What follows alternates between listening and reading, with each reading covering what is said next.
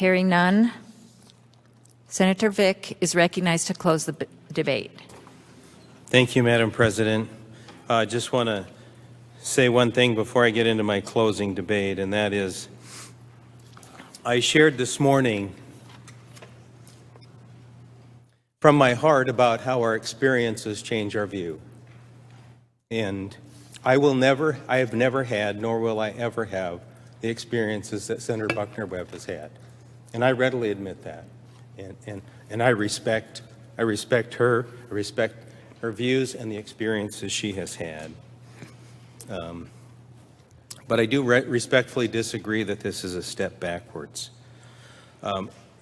If I might, Madam, well, before I say that, so this was brought to me by a fairly recent resident of my district.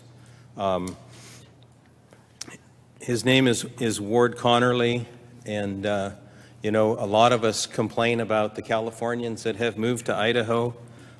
He's one gentleman that I'm very glad has moved here.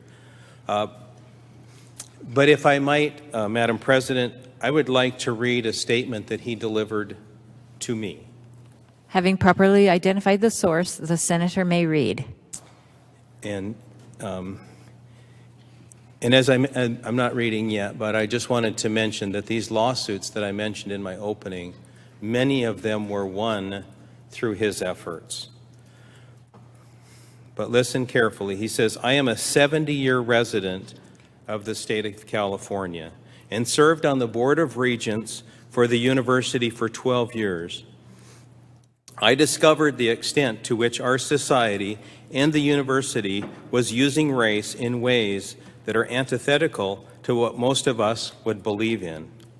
I was told when I started my search to move to Idaho that Idaho was very white, and they didn't mean the snow. During the 3 years I have been in Idaho, and you'll find this out later, but just so you know, Ward is a black man. But he said, I have never had more faith in people in a society to treat each other as equals, as individuals, than I had as a result with my interactions with people I have met. Idaho has people that want individuality, and that is a trait that is sorely missing in our society today. I was born in Leesville, Louisiana.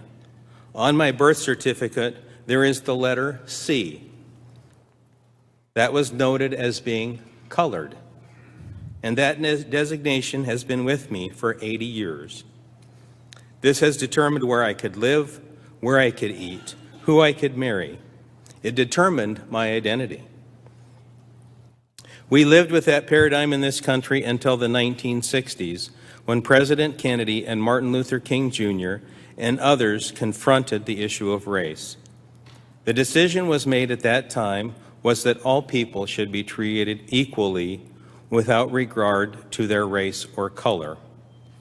President Kennedy said that race has no place in American life or law. That was echoed by Martin Luther King, who said he wanted his kids to be treated by the content of their character and not by the color of their skin. We have evolved in culture, however, which in the interest of providing diversity, which is applaudable and makes my heart sing when I see people of different backgrounds and different colors and gender at the table.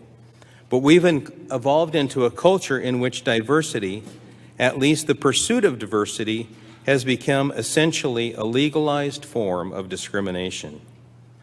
We are seeing that is fracturing our society.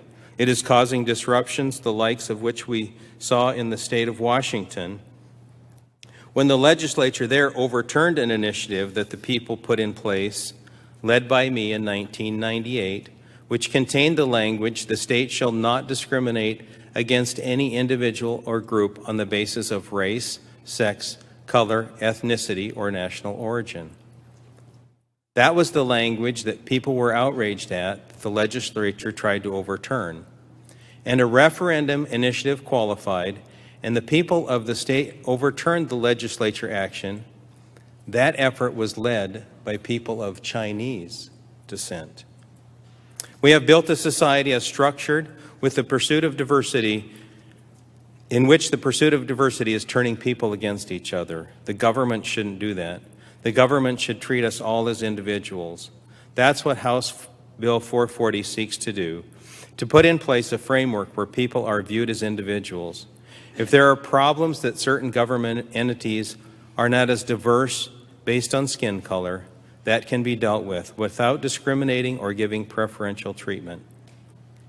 It is disingenuous for us to believe that you can have policies against discrimination, but they then get upset when you say that preferences are not a form of discrimination.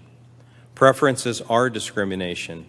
If you prefer A over B based on skin color, you are discriminating.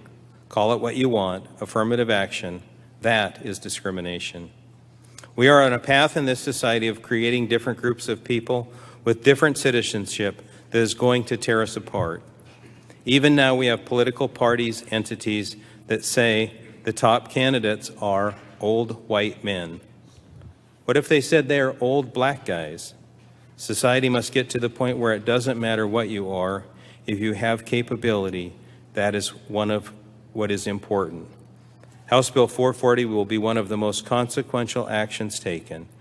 If you believe that government is discriminating, address it. This bill will not forbid you from doing that.